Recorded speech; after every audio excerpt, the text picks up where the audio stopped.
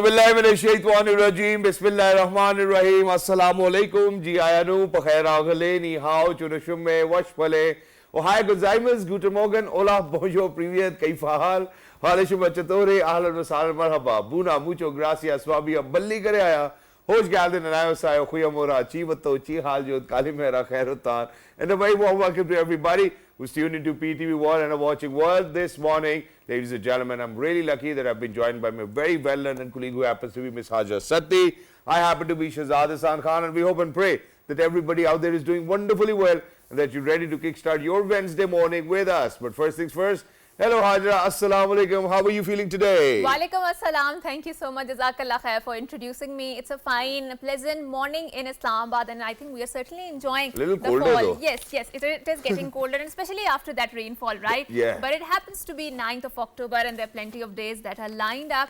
So first of all, in a very unfortunate news, the iconic Pakistani television actor Mazhar Ali has passed away in Karachi. Inna lillahi wa inna ilaihi rajiun after a protracted cardiac illness, and he was also under the treatment. He had recently come to Karachi from America, and his famous plays include Afshan, Shaheen, Arusa, Kali Dimak and Ganj Ki Godiya. And these are one of the very famous plays, and I've always clung to those storytelling aspect of the PTV, and I think in the today's era we have a lot to learn about how the storytelling is developed, especially when we talk about the golden age of PTV. Exactly. So may his soul rest in peace and Ameen, patience so for the bereaved as well, for the entire family, you know, for everybody who's out there who's watching us today as well. Please make sure that you as well remember them in your prayers as well. Now moving on, ladies and gentlemen, where we speak about such amazing artists, you know, who are no longer with us. I think the death anniversary of the renowned Urdu poet and writer Nazar Muhammad Rashid Saab, who was commonly known as Noon Meem Rashid, is being observed today.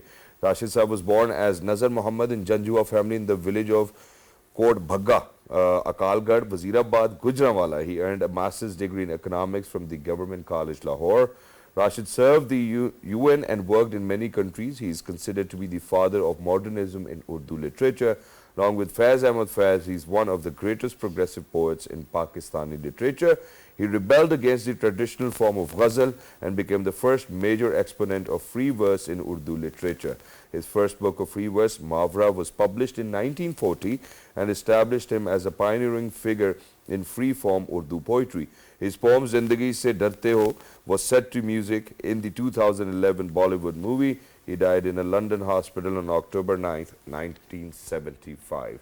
May his soul rest in peace as well. Right. And now moving on to a very interesting discovery, because this is a discovery that we have been talking about, and it is related to how the artificial intelligence or machine learning is incorporated in our broader system. So, scientists John Hopfield and Geoffrey Hinton won the 2024 Nobel Prize in Physics for discoveries and inventions that enable machine learning within artificial neural networks. The award comes with a prize sum of $11.1 million, which is shared between the winners if there are several. The physics prize is awarded by the Royal Swedish Academy of Sciences, and it is widely considered to be the most prestigious prize for physicists around the world. Wow. It was created along with the awards for the achievements in science, literature, peace, and in the will of Alfred Nobel. So that is something that is very interesting, and obviously with the innovations coming on, we will certainly see how the things move on to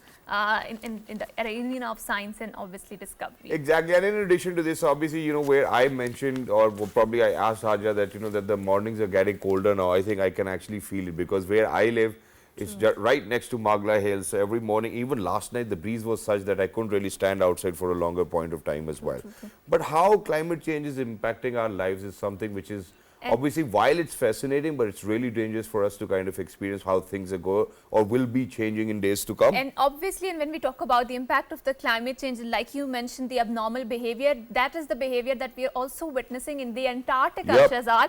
So scientists has looked at the images from the space to see how fast Antarctica is turning green, which is very interesting and at the same time very concerning, because parts of the icy Antarctica are turning green with a plant life at an alarming rate as the region is gripped by the extreme heat events, according to a new research sparking concerns about changing landscape on the vast continent.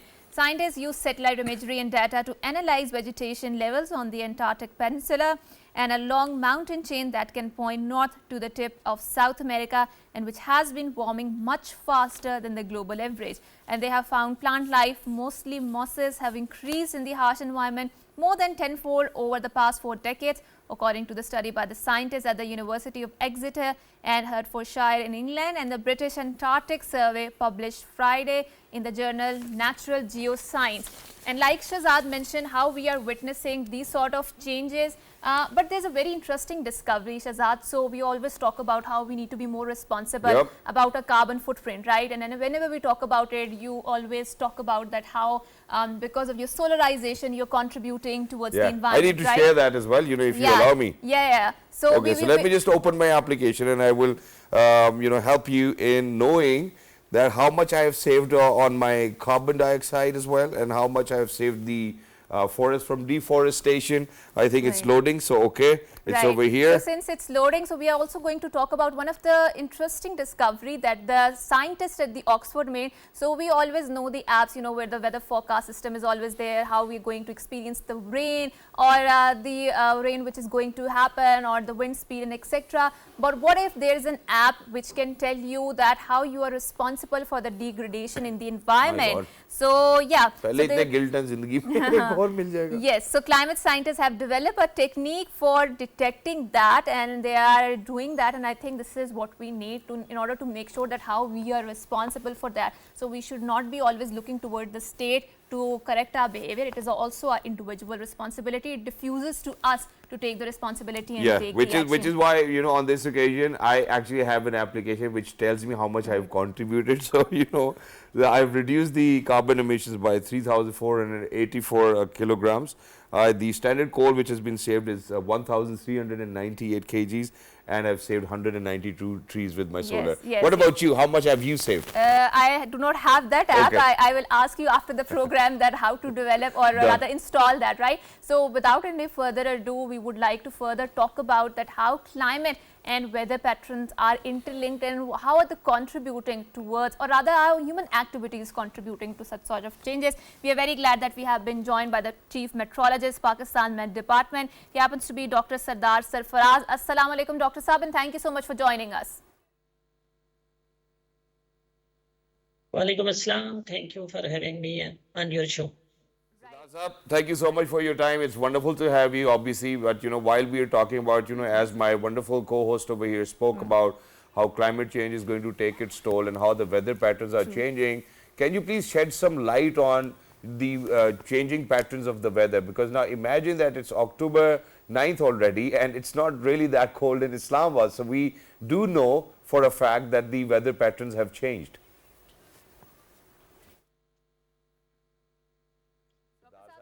Yes, thank you very much for having me on your show. Yes, as you have mentioned in detail that climate is changing around the whole world. So Pakistan is also, being affected.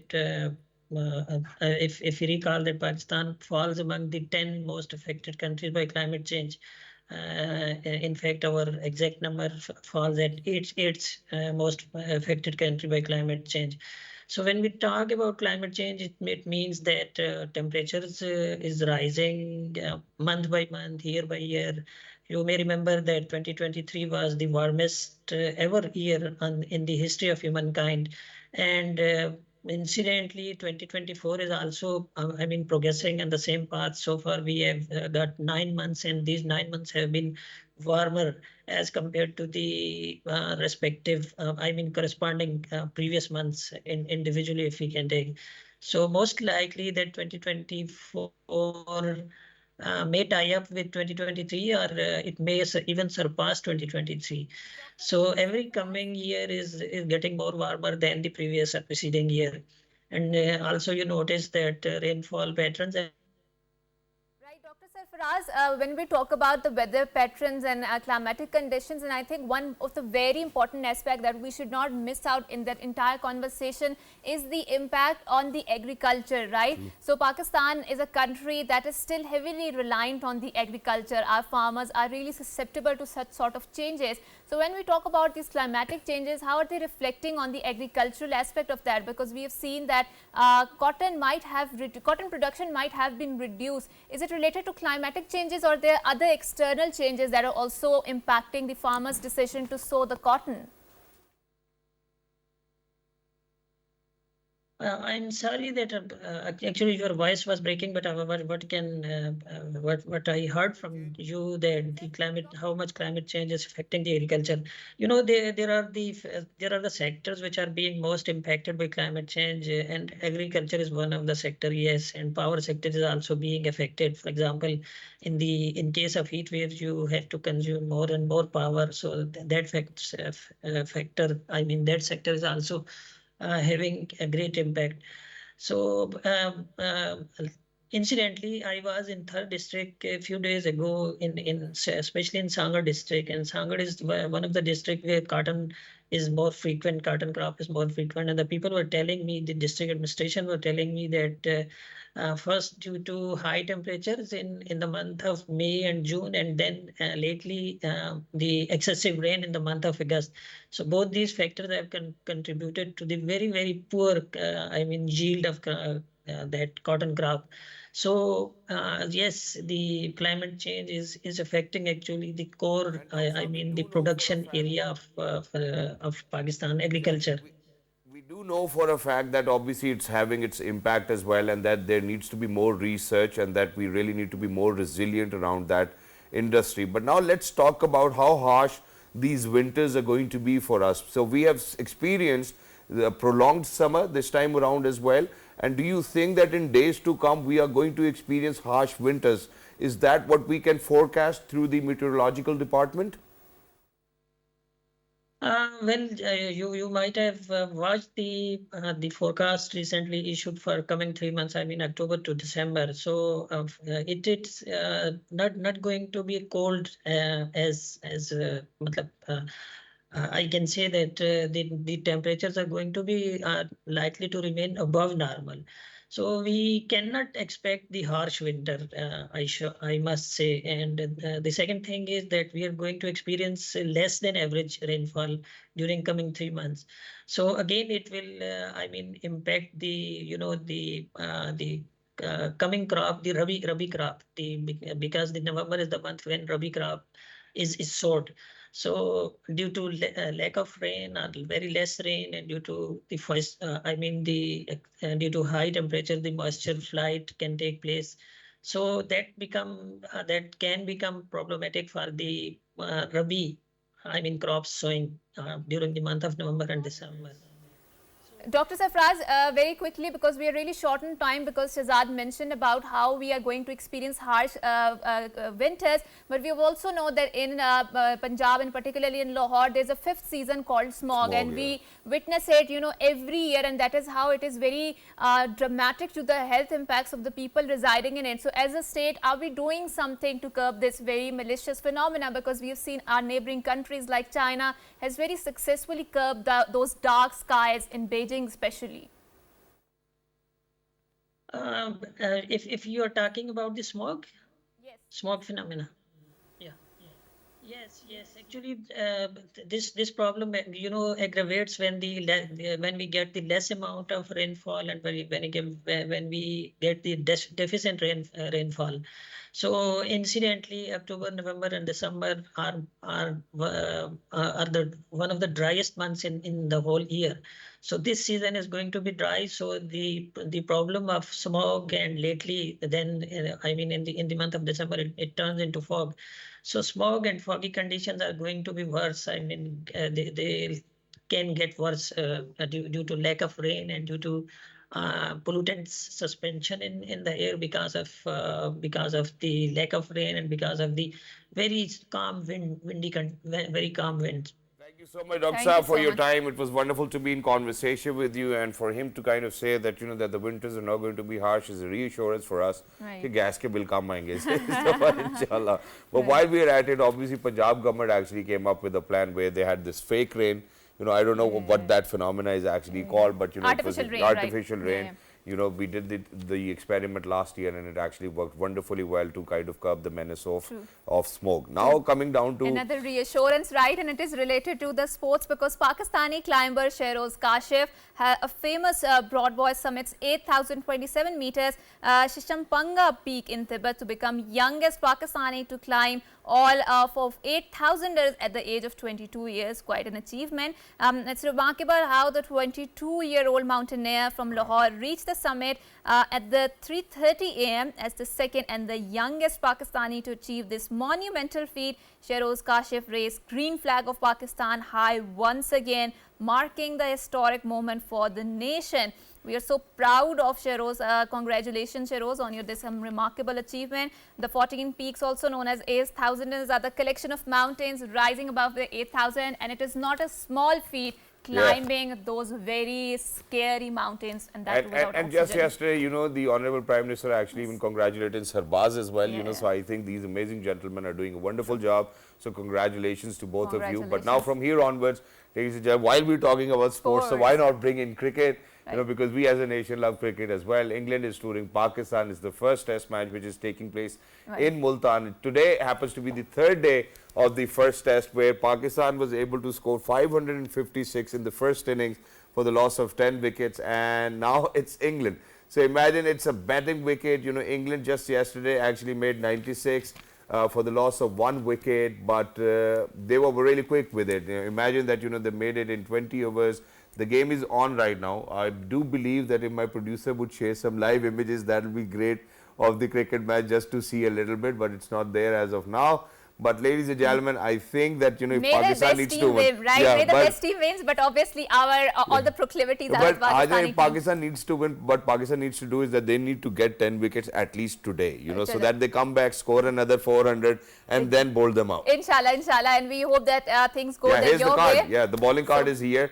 So I think everybody can actually take a good look at it. You know, the economy is going high. That was the batting card though, by the way. Right. So now why don't we move on to other segment which is equally as interesting as the first segment was in the news that we shared, and today happens to be 9th of October. It is also a World Post Day, and the theme of this day is 150 years of enabling communications and empowering people across the nations. And according to United Nations World Post Day report, 1.5 billion people globally, which are about 28% of the adults, access the basic financial services through postal networks. And according to that report, the letter post services had a declining trend from 50% in 2005 to 34% in 2021, and it will witness a further decline. But however, we witnessed a surge and increase in the parcel. But we do have an interesting message from United Nations Secretary General Antonio Guterres on this World Post Day. Why don't we watch and see? And then after that, let's unroll the conversation and let's talk about letter writing, because that was a favorite thing to do. Really? Yeah. Wow. I still do that, by the way.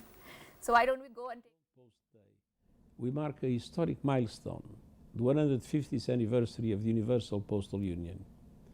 In times of war and peace, crisis and upheaval, the International Postal Network has delivered, connecting communities and upholding the fundamental right to communicate. The UPU is also one of the earliest examples of multilateralism in action. Global cooperation helped guarantee a single postal territory worldwide, one that leaves no one behind by delivering messages, goods, and financial services to some of the most remote places on Earth. Looking ahead, the UPU continues to leverage new technologies to provide essential services to humanity. On this important day, let's honor and celebrate the work of the Universal Postal Union to bridge distances and unite the world. And right, this is the message of the United Nations Secretary General Antonio Guterres, and I think we also need to celebrate the unsung heroes of the workers who are employed by these postal services, because they are traversing the terrain no matter what are the weather conditions, climatic conditions. They are doing out there, doling out the parcels, and I think that is why we are witnessing the financial services flourishing. But Shehzad, you do remember when we were kids, we had this habit of writing the letters, right? But our producer wants us to unfold the conversation with our really worthy guest here. So we want to involve her in conversation. Without any further ado, we are very glad that we have been joined by the additional deputy DG and focal person of the social media for Pakistan Post. She happens to be Mr. Aisha Nayyar. Assalamu alaikum, Ms. Aisha. Thank you so much for coming to our show. Walaikum assalam and good morning. Thank you very much for wonderful inviting to me. have you over here. Obviously, Thank we you. would want you to reflect on this day where we are celebrating Pakistan Post, but not just Pakistan Post, obviously UPU, the Post Union. And in addition to this, I believe that we really need to kind of reiterate upon the theme, which happens to be 150 years of enabling communication and empowering peoples across nation. Yes. What's your take on the significance of And this day? Aisha also brought us wonderful gift. We will talk about it because this is the, like Shehzad mentioned, best gift ever, right? So Aisha, go ahead. Thank you so very much for inviting, and thank you so very much for highlighting the importance of Pakistan Post and World Post Day. As you have already mentioned twice, that the theme for this year is basically celebration of 150 years of enabling communications and bringing everybody together. It's basically an inclusive service which is being provided to everybody, everybody all Connecting across with the globe. everyone, maybe rural, or urban, wherever. Rural, urban, wherever you are living. If you are living on the top of a mountain, you have to have that service available by the national service provider. Yeah, people are thinking about moving to moon as well now. So we would love to open up a post office by Pakistan Post Office if somebody is supposed to like provide us with the space over there. Why not? But definitely. I mean, this is the day that we actually we need to understand the importance of communication. Yes. I mean, this technological advancement is very important. It's very crucial for the day-to-day, communication. Obviously, it's basically the tool right now. Yep. However, when you do not have this tool, then what are you going to do? That's the problem. Yeah. Right now, what we were witnessing as well across the globe during COVID and everything, that it was impossible for people to actually receive communications.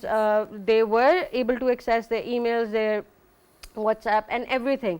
However, they were not able to receive the basic utilities, the parcels, the products that they wanted to actually get for themselves. Right. So, who was actually providing them with all this support? The postman. Yeah. All That's across why the they're the globe. unsung It heroes, was yeah. they were the unsung heroes. In Pakistan, you can always look into the fact that we have got various different kind of terrains. I mean, we have got the north side of Pakistan, we have got the south side, we have got floods, we have got deserts, we have got deserts. everything, yeah. We have post offices at Deosai, we have got post offices at all the borders of Pakistan, we have got post offices everywhere. Because this is our responsibility primarily. We have to provide services to everybody. Chithi na koi. Right. Yeah, exactly. And in addition to this, Chithi I think aayi, what we really need to kind of talk about over here is, because recently, what happened was that I actually bought something from China. Yes. And it came to Pakistan, and then Pakistan Post delivered it to me, and it was beautiful to see how Pakistan Post is actually making sure that whatever you need is going to happen. But there are a few initiatives that Pakistan Post has taken. I'll come back to this. But back in 1970s, there was this letter writing competition, which all the member countries would actually participate. So we have participated. There's this young girl who's actually won. A young girl named Amrina Zan, 14-year-old student, who has been selected by the Universal Postal Union. Her letter to the future generations about the message from us to the future generations. We do have her letter on the screen yes, also. we do have it on the screen as well. So this has been picked up by UPU, and this is going to be she is going to be invited to the UPU headquarters at Bern, Switzerland, and she will be rewarded with dollars. Obviously, yeah, hopefully. Right, Aisha. So without further losing our time, please tell us about this initiative, because I'm really dying to tell people what I got from you. It's okay, so now what I brought for you is the dying. I would not say hobby, but it's basically a dying feature of Pakistan Post, which Pakistan Post Post is only authorized to actually issue. These are limited edition postage stamps which are known as the commemorative postage stamps. I mean, like if you want to keep a memory of a certain event or a certain incident or a certain anniversary or anything, we are authorized by the government of Pakistan to issue a postage stamp to memorize that. So these are all the limited edition postage stamps that I have brought for you guys. And because they are limited edition, they are actually printed in a very less number of copies. So so you won't be able to find what is issued today after let's say 6 months. And So I've you not won't even get- seen, what do you even call when I it? was a child, I didn't even see these stamps as well. I think. Because Philately? this is basically known as philately. Okay, Okay. please tell us about The that. philately is basically, it's more than stamp collection. Right. Philately is basically a study about the postage stamps. I mean, a postage stamp which was issued, the first postage stamp which was issued by Pakistan Post, which is a red and white color postage stamp in 1947. Right now, the cost of the stamp is going to be obviously in millions, because people do not have a copy of that. A collector who would like to keep a collection intact with him will exhibit that collection all across wherever the exhibitions are going to happen or they are happening, and they sell their collections as well.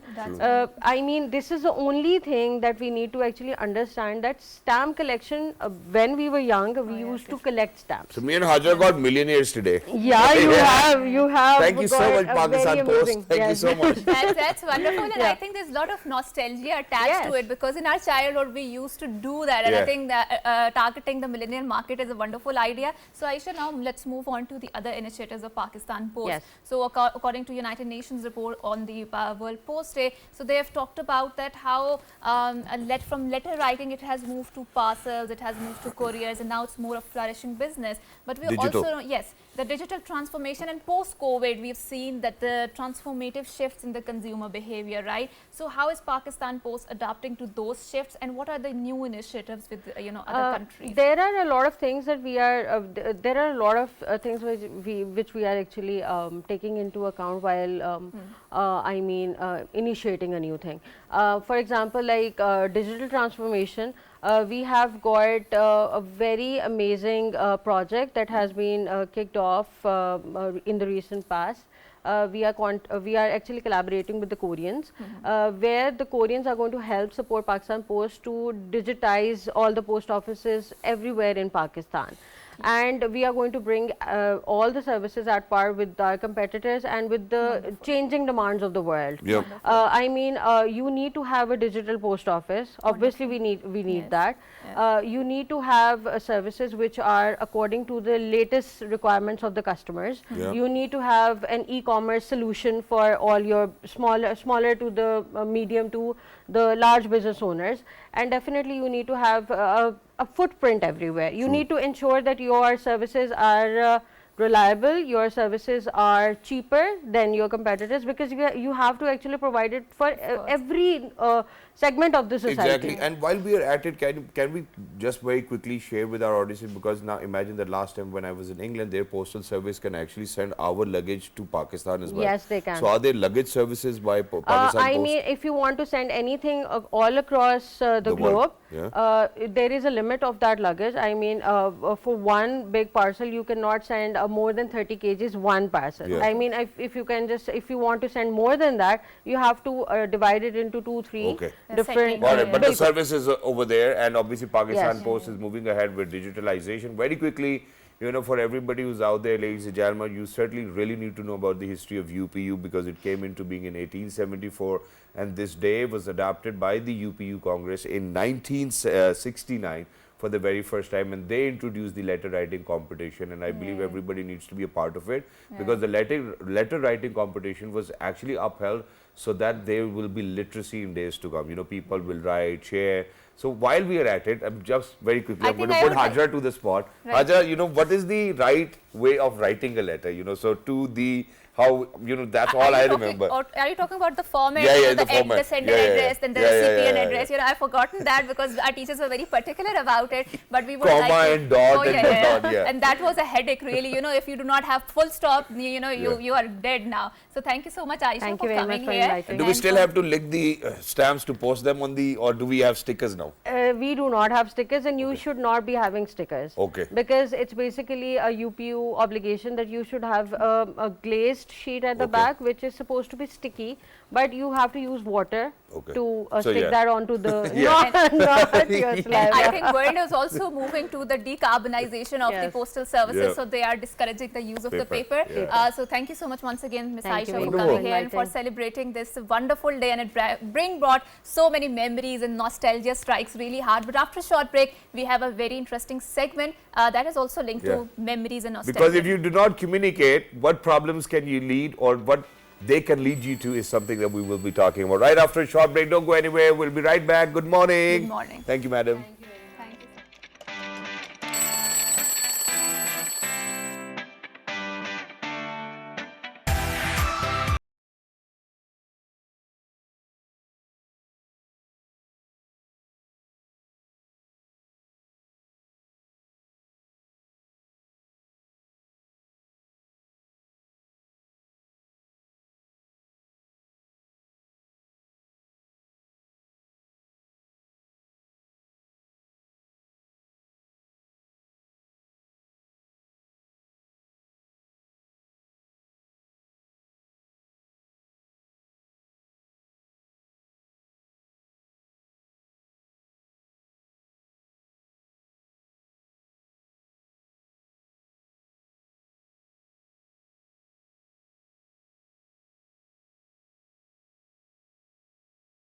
Welcome back, and before going on to the break, Shahzad kind of alluded to what sort of conversation are we going to develop, and it is a very important topic because this is the problem that is being witnessed globally. And according to World Health Organization, loneliness has been declared as a global public health concern, which can be as bad as people smoking 15 cigarettes a day. My God. And how do we deal with this particular problem? And especially a lot of people are subscribing a modern methods and modern lifestyle to the rising phenomena of loneliness. And it is not a phenomena that just stalks the older people in older age. Younger people are also witnessing or experiencing this shift.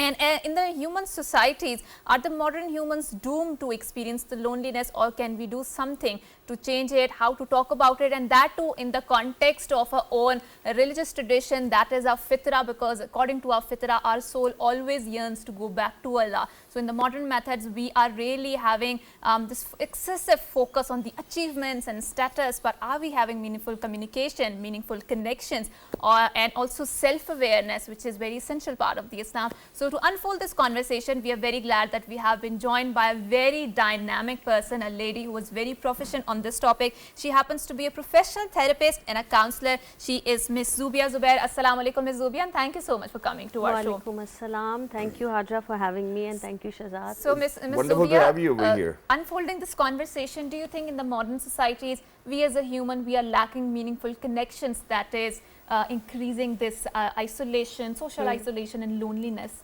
Absolutely, I totally agree with you, Hajra. Actually, the thing is, our lifestyle has become so devoid of people and communication and connections that I think this is something which not only just adults but even children feel. True. You know, I was reading the statistics, and it was said that 80% of people under the age of 18 feel lonely. That's a huge And number. we yeah. believe that it's mostly adults who feel lonely, but Yeah. it's not like that. It's very But while we are sharing statistics and figures, don't you think that, you know, that this loneliness problem or the issue of loneliness is more prevalent in the European communities or societies or in the West? And it's probably because of the fact that right at the age of 18, they tell their kids ke putter hun tusi apna apna karo, baad cho fir vekhange hun. And then, you know, when they realize ke, you know, my parents have literally kicked me out, they do not feel like going back. And then there are these sweet homes and, you know, the old age homes and whatnot. And that's where the problem actually kind of resides. Do you think that this is seeping in our community as well? Actually, I don't fully agree with what you're saying, because the thing is that society teaches you how to cope with things at a very young age. उसकी ज़रूरत नहीं है ना. Yeah, I agree. की. But the point is, देखो, loneliness is a state of mind. Yeah. It is not just, it doesn't mean that you are physically alone, true, right? true. It's a state of mind. There's different types of loneliness also, but before I get into that, I just want to address what you said. Yes, environmental causes are there and they do affect our personality and everything. But having said that, it's not just that. It's also a feeling which you can get in a home where you're living with, like, you know, other siblings, your That's true, parents, that's true. etc. So it is something very internal. So we have to look at the root causes why we feel lonely. I'll give you a small example. Yeah. Let's say, for example, you have 5 children. And 2 of those children, you're catering to their needs a bit more than the rest of them. Although I know it's a difficult thing for a parent to strike a balance. These days, even to have 5 children. Yes, absolutely, I agree. Yeah. But having said that, you know, then one child, if he or she is feeling slightly more unseen, slightly more unheard, this is where it starts developing. So, Ms. Zubia, when we talk about going deeper into the roots, right? So, I mentioned about how Western society is excessively focusing on achievements and on having the status, while at the same time they're not focusing on self-awareness, on the sustainable connections, right? So, when we talk about it, do you think these modern capitalistic methods is making our soul very spiritually poor, right? So, our soul constantly yearns towards Allah, and we are you know, by separating the religion, we are not doing it, we are not nourishing it. That is why we are feeling that, right? Do you feel this is the correct assertion? I actually agree with that, but also it has to do, look, human beings are social animals, Yes, right? yes. So we need to interact with each other, and those interactions make a very vital part of our lives.